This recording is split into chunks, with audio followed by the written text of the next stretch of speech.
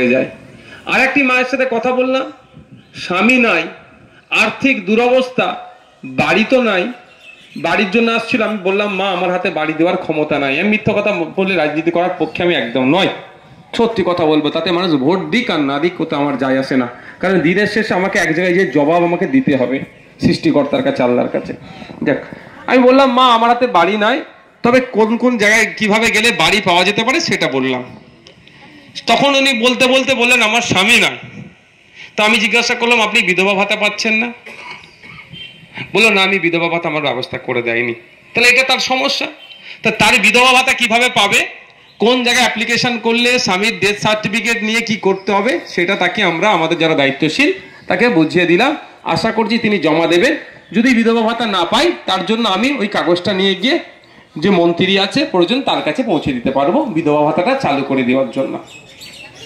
ওই অভিযোগগুলো শোনার জন্যই আপনাদের এখানে আসা। ওই মাটা কিন্তু আমার ম্যাজিস্ট্রেট অফিসে যেতে পৌঁছাতে পারবে না, তাহলে কি আমাকে আর অভিযোগ জানাতে পারবে না? সেজন্য আমি বিভিন্ন সময়ে আপনাদের ভাঙড় বিধানসভার বিভিন্ন অঞ্চলের বিভিন্ন বুথে আমরা যাই। এবার আমার যেটা ইচ্ছা ছিল সেইভাবে আমি সময় দিতে পারিনি। আমার ইচ্ছা ছিল যে মাসে মাসে আসবো এই আপনার অঞ্চলে আপনার বুথে, সেটা সম্ভব হয়ে উঠছে না। কারণ আপনারাই যে দায়িত্ব দিয়েছেন আমাকে, এখন আমাকে আপনারা ভোটে জিতিয়ে বিধানসভায় পাঠিয়ে শুধু ভাঙড়ের বিধায়ক রাখেননি। খাতায় কলমে আমি ভাঙড়ের বিধায়ক, কিন্তু যারাই অত্যাচারের শিকার হচ্ছে, যারা ভাবছে তাদের সাথে ইনজাস্টিস হয়েছে, তাদের আমি বিধায়ক হয়ে উঠেছি।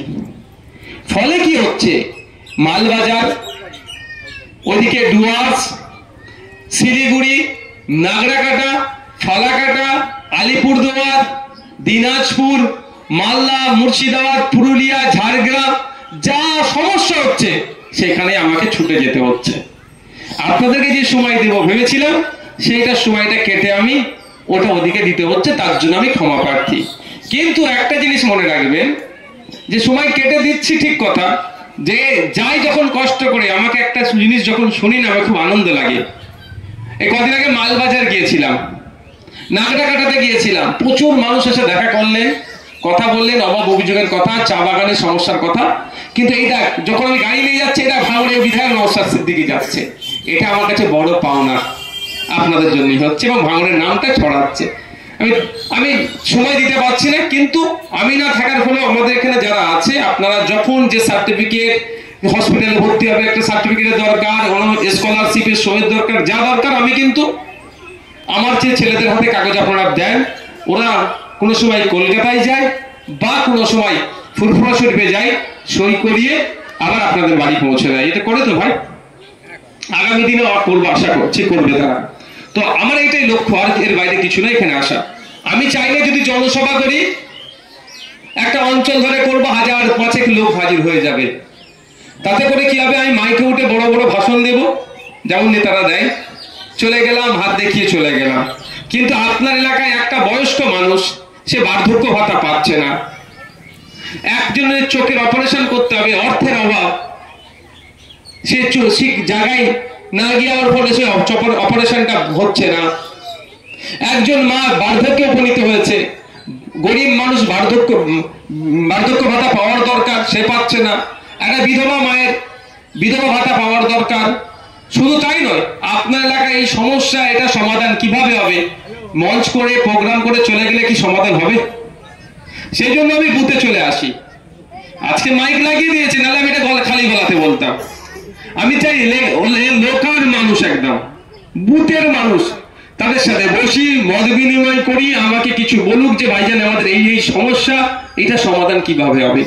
ইতিপূর্বে আমি বসেছি, তারা বলেছে চণ্ডীপুরের ব্রিজের কথা, বসেছিলাম ওখানকার মানুষের সাথে, বিধানসভায় গিয়ে বলেছি।